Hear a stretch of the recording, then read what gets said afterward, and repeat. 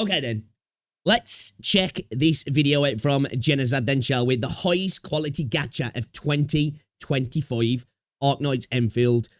Anybody knows I'm incredibly excited for this game, and at the moment I'm trying to take in as much of the Arknights universe as possible. We're going to be playing the OG game soon. I've been watching a bunch of lore, because ever since I started playing Endfield, the universe has really interested me, and I'm very much intrigued to learn more, should I say. So let's check this out then, because I've said now Endfield is my most anticipated gacha game, hopefully this year anyway. Hopefully it's coming out this year. Incredibly polished, production values through the roof, really fun combat system, very engaging game, and I'm excited to get back into it on launch. I can't wait. So let's have a little look at this video from Genazad then, shall we, guys? Go check him out. Go show some love. You probably know Genazad. You probably watch Genazad. You probably subscribe, but let's go. Arknights is a tower defense gacha game released in 2019, renowned for its strategy, top-tier art, amazing music, and helping spawn the evil Voldemort. I've also never played it, but we're here to talk about the brand new game Arknights Endfield that's currently in beta, and I've played a bunch of. I will say, the universe so far, the world building, it's really good. It is really good. So I can't wait to learn more. Again, I hope the world building and the scale of what they've created in Arknights gets, brought over into Endfield, because I'm really excited about everything else about the game. If they can bring in that world building, that lore, that sort of universe, I will be so happy with the game. Initially, the game had previous betas with not really great reception, but this recent one had huge redesigns of core gameplay mechanics with a lot of new things to talk about, and possibly one of the most unique gacha games ever made, to the point that it doesn't really have any real competition in the space. There also appears to be a ton of confusion around the gameplay and the gacha systems, so I really want to go over. I made a video. I was one of the first people making a video about the gacha system. There's a bunch of people, but there was only me and a couple of other people who actually didn't freak out about the gacha system. I believe that if dupes are not significant in this game and things go the way that they have been in the beta, this gacha system is going to be incredibly free-to-play friendly and very, very friendly to low spenders. Maybe not so much to whales, but low spenders are going to be loving it.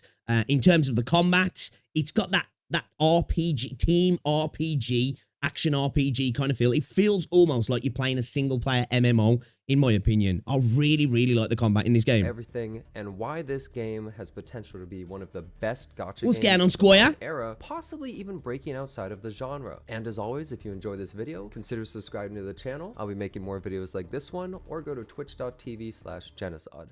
Many will look at Arknights Endfield and either think of Genshin Impact or Satisfactory, but in reality, while having many elements of the two, it feels much closer to an older style JRPG like a Tales game or Xenoblade. Also, this game is way less forgiving than most in combat, and building doesn't hold your hand all the time, which is a welcome change among all these gachas that treat you like you're on life support. It feels as though it's a game first and a gacha second, so let's talk about multiple aspects. Ooh, Genazad, you can't say that, man. That's gonna get some people not very happy, because there's only one game that's allowed to be called a game first, gacha game second, right? Of the game and what it does right and wrong. Also, I can't really rate the story all that well, other than the start was very good until you meet this guy named Albert or Andre or something, who turned the pace into mud and caused me to skip I must admit, I didn't have an issue, because I was kind of just ignoring the story anyway, because when we start the game, I want to appreciate it for what it is. So I'm kind of glad I didn't really pay much attention to what was going on, because I don't have to play through it all again and be like, oh, I've done this, and not find it interesting.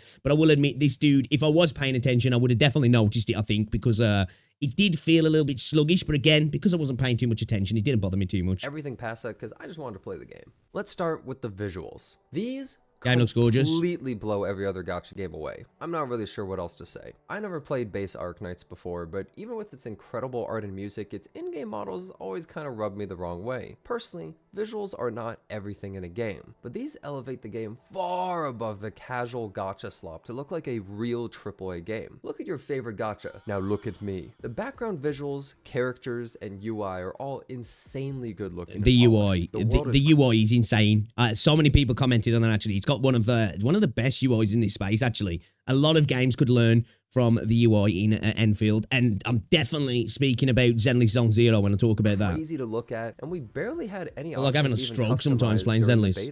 The characters look amazing, and you can even see the detail on all of their clothing and more. Also, Gilberta is one of the most adorable characters I've ever really like seen. her, yeah. If you don't agree with me now, you will. Every character has a lot of movement and personality, and even in the menu, the characters have tons of motion. Apparently, we're the only human, and everyone else is part animal, making me feel like I'm at a furry convention or something, but their designs are actually really good. However, thank you. I said this because, like, that was one of my things when I first got into the game. Not, like, really into the whole furry thing, you know? And sometimes some characters in some games is, like, a little bit too much in that regard. I don't know, though, man. They seem to pull it off in Arknights, and especially in Arknights Endfield, where that balance is just right of, you know, the mix of creatures with actually good-looking characters as well, that it doesn't feel too weird to actually really like the characters, you know what I mean? Some of the visual don't feel effects too also dirty. go a bit crazy and cover too much of the screen sometimes during combat, becoming hard to see, even if they are great, and the bass boost on explosions sends my headphones into orbit. Next, let's talk about the combat. I'm gonna be honest, if you came here looking for Devil May Cry combat or something, you're gonna be disappointed. Yeah, the game's combat feels like it's from the... I feel like this. I said, for me, this game is more of a proactive combat system rather than something like Wuthering Waves, which is a reactive system, you know, like Wua is very much all about parry, dodge. It's all about your rotations. It's all about reacting to what's going on, you know, in terms of a mechanical reactionary sense, where Enfield feels, obviously there's definitely that still there because it's got a very punishing dodge system, but it feels more proactive in the sense of that it's less about reacting to what your enemies are doing and planning, almost like it's very strategic in a sense, in the way you put your teams together, in how your combos link together and stuff like that. And for me, the variety that is possible, that I'm hoping anyway, when the game comes out, it seems like there's potentially a lot of variety in team building in this game. Early 2000s, way before anyone watching this was born, but in a good way. The game uses an action combat system with all 4 of your characters fighting together, so you don't feel lonely playing a gacha in your dark, cold room. You can freely swap between characters at any time, and everyone shares skill points to use abilities. When you attack, you feel slow and stuck in place, and also aren't able to change your attack direction, which I feel they could probably smoothen out. However, on the flip side, enemies also aren't fast and have very telegraphed attacks. This causes you to have to make choices of when to attack in position. Yeah, exactly. I said this before in regards to the dodge mechanic, because it's very tight, which I've got no issues with. But when you dodge, it breaks your combo up basically. So your final blow, I think it's called, gets reset. And I'm still kind of torn on it because I'm like, I don't think it should do that.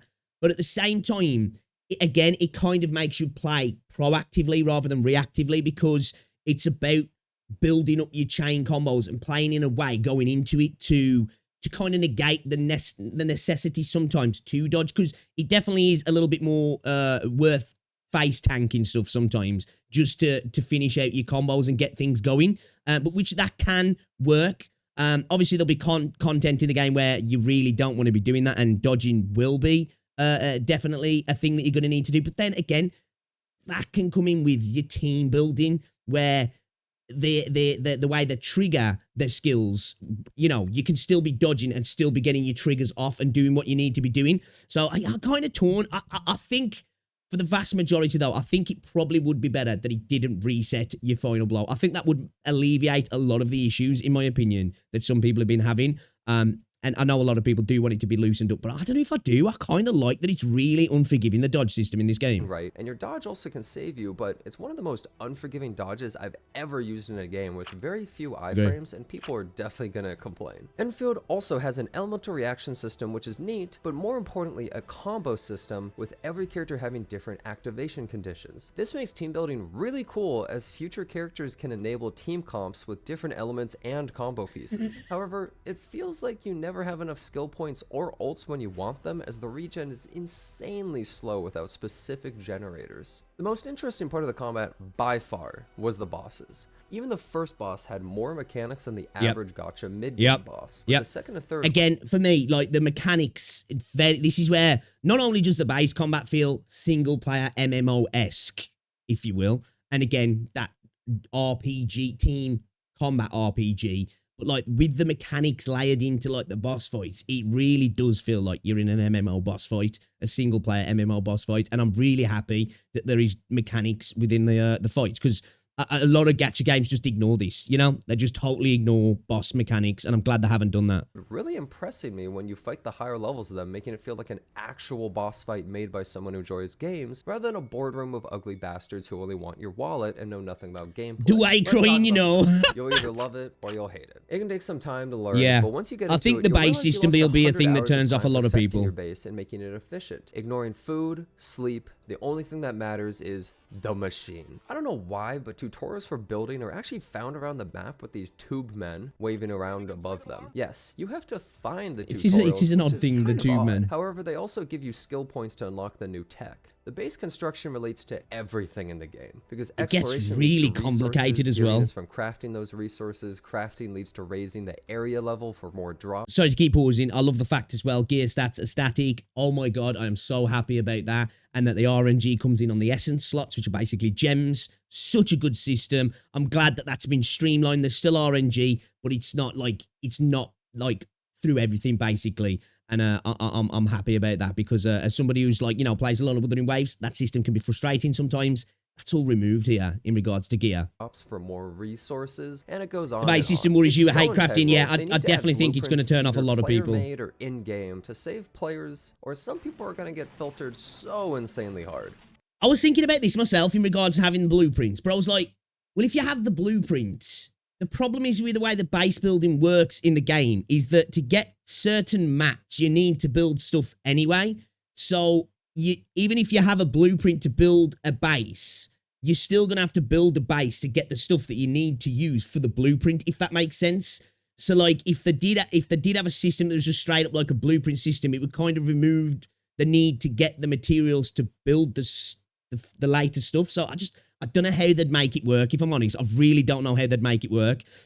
Maybe, I don't know, in regards to the blueprint system, if it was literally just the layout more than anything, like a literal blueprint, not so much, oh, I can just, you know, collect stuff and do this. You're still going to have to build the base, but like you can just follow somebody else's blueprint and it will put the things in the way you want it to be put. Because it can't, you know, again, the base building system definitely doesn't hold your hand. And I found myself quite a lot, my shit getting clogged up, not being sure where I'm messing up and where the bottleneck was. So I can't, yeah, it definitely will filter a lot of people, and people will be molding over it and not want to play the game because of that. Gacha players are barely literate, or even know what the word means, so visual marks for where to build would help immensely with unoptimal but still functional build. Yeah, that'd work actually, just having like a little visual indicator to push people in that direction if they wanted it on or not. You know, people could go down the route of just having it freeform, but having something like that where it's literally like almost like a schematic, put this here, put that there if you really want to make it as optimal as possible. That would work, definitely. Build path just to get basic things up and running for most players. As a side note, my brain is dented and some puzzles took me forever, which I actually enjoyed.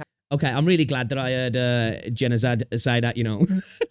Because I swear, some of these puzzles, I was like, bro, I am a smooth brain man. What is going on here? Like, it was really cabbaging my brain. Now, don't get me wrong. I do that in Wuthering Waves sometimes, and they are simplistic puzzles. Do you know what I find? Something that seems to be actually kind of difficult that a lot of people struggle on. I find it easier. And then, like stuff that a 5-year-old could do. Yeah, I'm cooked. I'm cooked. Having to learn. And we don't look at the answers. Because where the hell's the fun in that, bud?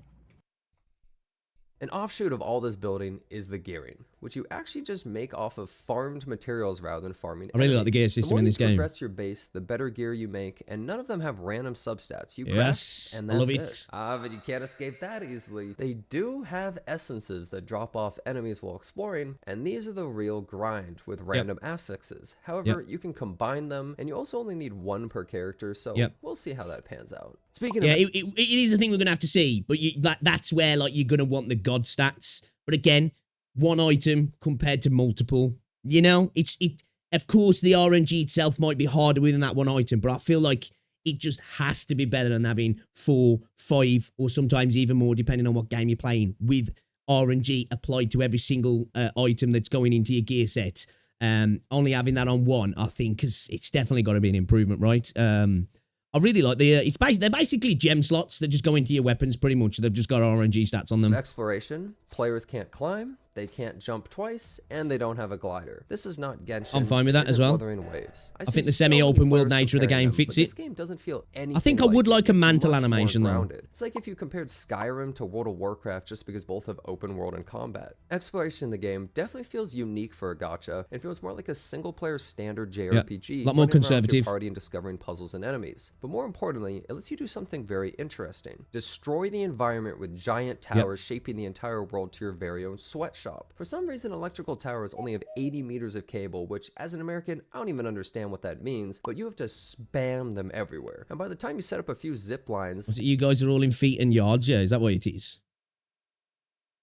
I said this as well in a video. I spoke about the more conservative traversal in this game. I feel like it works. I would like a mantle in the fact that, like, when you can grab, you can clear something that actually character, like, mantles upon it, because sometimes it looks a little bit jank when you just kind of, like, jump up and then the animation, like, floats you up sometimes onto it. But I said, with it being a bit more conservative as well, when you've got things to get, like, oh, there's a chest behind an area that's got, like, electric fence gating stopping you getting in, and there's maybe potentially a way to get up and around or a way to switch it off. It feels a little bit more significant to do those things because you can't just run up the wall or double jump over it. So interacting with the environment feels meaningful, if that makes sense. Now, for some people, they won't want that. They want to be able to just flip, jump, and backflip over the freaking wall and get their items. But I kind of like that. I kind of like that. It makes things definitely more significant. The world feels a bit more denser as well, and that comes into the fact that it's not fully open world. So I think having it semi-open world with this more conservative movement style, I think it works, man. I really do. 50 species are extinct and the planet's 5 degrees warmer. However, it's really cool to actually change the landscape and exciting every time you find new patches of minerals to mine and connect the electricity and later even use water tubing. This solves one of the biggest feels like you do issues I have interact with the map as well. in these games. Makes Well, you feel not like only you're just building explore out in a for gotcha frontier currency and almost. nothing else. In this game, there are actual real rewards. Something tangible you want to look for and obtain. Rare resources, which leads to more gameplay of adding it to the factory line. You aren't ignoring the world and gathering the money. You're directly interacting with it and completely obliterating every semblance of natural beauty as you build 100 zip lines so you never need to walk again. Isn't that nice? Recommendation: add an endgame grind from bosses for bike materials to craft and I said this as well. I agree. I said that it would be nice to be able to craft vehicles in the game, a bike or some sort of little buggy or something, especially if we do go to other environments. Because of it being semi-open world, the variety in the environmental design can be drastic. And if we do have a little bit more open areas that are a little bit more flatter, shall we say, it would be nice to be able to, like, zip across those areas in, like, a little moon buggy type thing or a motorbike as well. And being able to craft parts to put it all together would be a cool thing to do, yeah. let's ride around in a motorcycle. It'd be great. Now let's talk about the hotly debated topic of the gacha system. It's gotta be the gacha system, In yeah. my opinion, everyone who's saying it's bad has not played the game and is clueless. It's much better than people are led to believe. Facts. I think there were so many people, and I've saw them as well, and content creators I actually like as well, making videos who hadn't played any of the beta, but went on to make videos talking about the gacha system, which is perfectly fine. You don't have to have played the game to get how the gacha system works. But some of these people were actually misinformed heavily. They didn't get how the gacha system works, basically. But, you can see it from afar without playing it, is what I'm saying. But after playing it, you know, obviously from doing your pulls, you can see how things kind of work. Again, if dupes are insignificant in this game, this is a pretty good gacha system in my eyes, and probably a lot better than Hoyo's system. And it really has the potential to be even friendlier than Wuthering Waves, in my opinion. Which I know a lot of people like to hold that up as a standard. It's not the best gacha system in the world, but it's a good gacha system, guaranteed weapon system. This is a really good system, and you don't have to farm secondary currency for weapons as well. You get it via pulls, so the more pulls you do, the more weapon pulls you do, and you get a lot of weapons as well. You do. Let me explain why. It's a 0.8% 6-star pull rate and has a 50-50 system, which sounds like total trash at first to me. The pity is 80 with a soft pity around 65, I believe. After losing pity, at 120 pulls total on the banner, you automatically get the 6-star. Pity does carry over. However, once the 50-50 is lost, the progress towards the 120 pity is not. This caused a ton of controversy, but people freaked out, didn't they? Don't pull when you aren't ready to go all in. That's the point of the pity. Everyone's become pretty Genshin Yeah, exactly. Genshin pulled straight up use. They've been groomed by Hoyo basically to just keep chipping away at the pulls. You know, that's the way I'll get there. If I just keep chipping away, hopefully I'll get it in 30 pulls. Hey, sometimes it works, but with this system, it's more designed to. If you're free to play, the best way to do it is save up.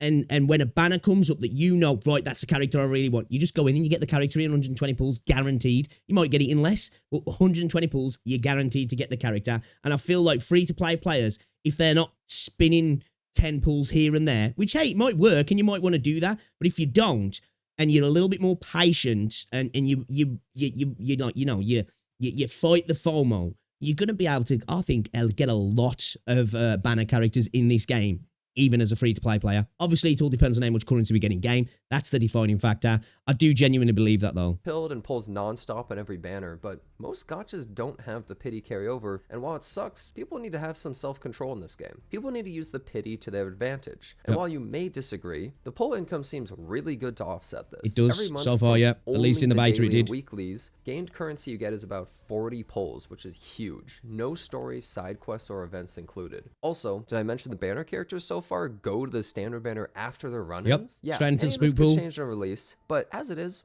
seems pretty good. Now as for the weapon banner, it's crazy. So basically, even if you lose your 50-50 and don't go to 120, you could go on to the next banner and lose your 50-50 again, but lose to the character off the previous banner. Now, obviously, that's not the most efficient thing to do. You want to make sure if you're a free-to-play character player, you've got the 120 to go all in, but that can happen. So, you know, losing a 50-50 might be a win because you might win the last banner's character, or like I did in this. I won Yvonne. I lost my 50-50, but I got Yvonne. She was the next character banner. So in a sense, I got the next character's banner off a 50-50 loss. You know what I mean? So like, just imagine, like, you know, it's basically like in Wuthering Waves, you're losing your 50-50 on Phoebe now, but losing to Brant. And then next time you lose Brant and get Phoebe. That's kind of what can happen. Now, I think it is going to be a little bit like Arknights from what people have saying, that there are going to be like premium banners a couple of times a year where they are the ones that I don't think will go into the spook pool, if you will.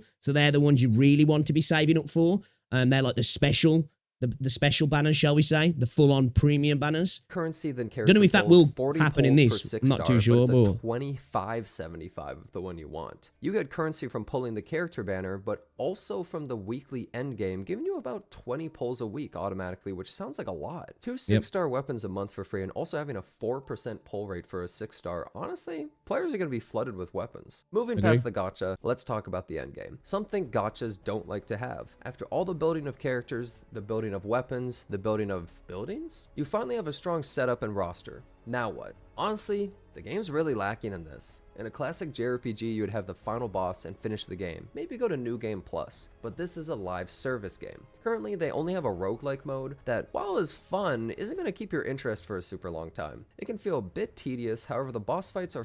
It just seems to be a tale as old as time, doesn't he? Gacha games having shitty endgame.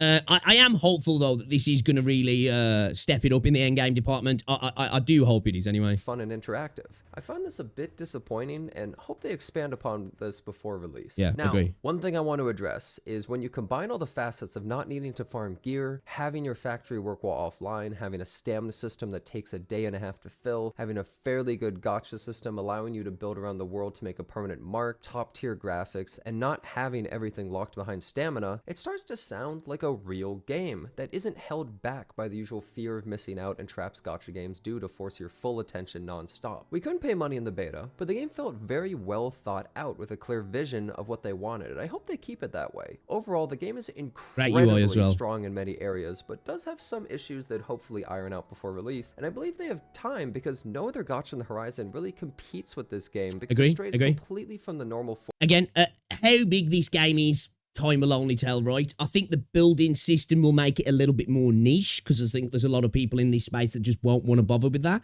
And the combat system, although for me, it's totally fine. I think if you're coming off Wuthering Waves, I think there's going to be a lot of Wuthering Waves who are probably going to be, I don't want to use the term elitist, but they're just going to expect other games' combat, if it's action, to be like that, if that makes sense. A bit more fast-paced, a bit more Devil May Cry-esque, you know, a bit more Wuthering Waves. So I think there'll be a lot of people who get, like, you know, filtered out of the game through that. But I think there's a lot of people who could potentially be brought into this game who are not necessarily gacha players who might really enjoy this game. Because I believe it is coming to consoles as well, or at least PlayStation. So that's going to be a big audience that they're going to be able to attract, I believe. Yeah, I think this game does have the potential to really do something decent. And as Genazad says, I agree. I said this before. It really doesn't have the same competition because Wuthering Waves is a lot more similar to Genshin, because I already saw people making the comparisons, than this is to Wuthering Waves. This is nothing like Wuthering Waves. Wuthering Waves is much more like Genshin, and Genshin much more like Wuthering Waves than this is like any of the other games in the space, in my opinion. It very much stands on its own formula and will attract a different and that's audience. a good thing as well. I hope you enjoyed this is video. What we want, right? Thanks a bunch for watching. This is what we Subscribe want. to the channel for more, and I hope to see you next time. All right, great video again from Genazad, man. I really like Genazad's content. It's nice because he's a proper, chill, level-headed dude who really likes to speak about video games. And this is nice in the space, you know. A lot of people in this space, it's less about enjoying video games for what they are and more about, you know, repeating the same tribalism that goes on in the communities. People just do it in different guises. They've got their flags that they've attached themselves to. And even if they're more right about the things they say than other communities, it still boils down to a little bit of tit for tat a lot of the time, rather than just speaking about the games as games themselves. And I appreciate that from Genazad. Dude's a gamer who just likes playing games and talking about games as well. So yeah, I agree with pretty much everything he said there, man. I'm really, really looking forward to this game. I genuinely can't wait. I hope to God it's August. You know, some people was commenting on my video saying that it might be another beta coming at the end of the year, potentially next year. And I was like, no, please don't be that. I kind of, even though there's been nothing mentioned, I kind of got my heart set on it coming out in August. So I hope it does.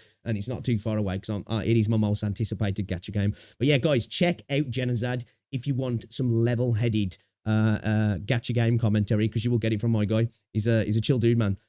I enjoyed that. I'm really looking forward to the game.